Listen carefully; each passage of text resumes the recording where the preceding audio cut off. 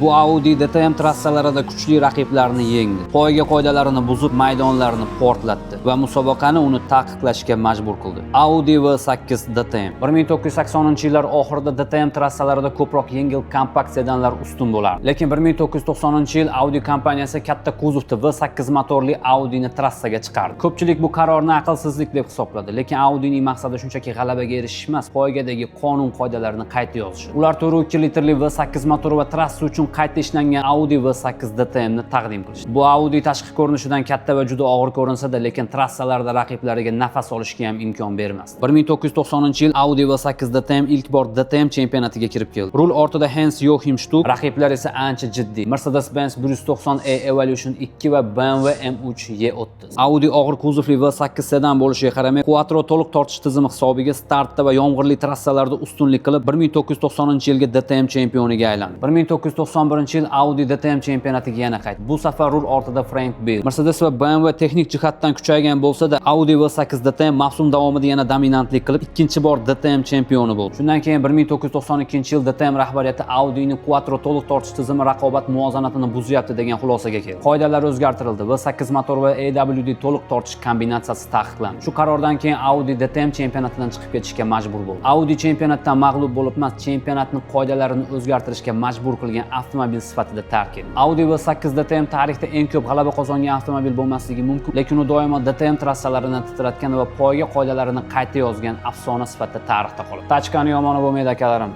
Audi fanatlariga yuborib qo'yamiz.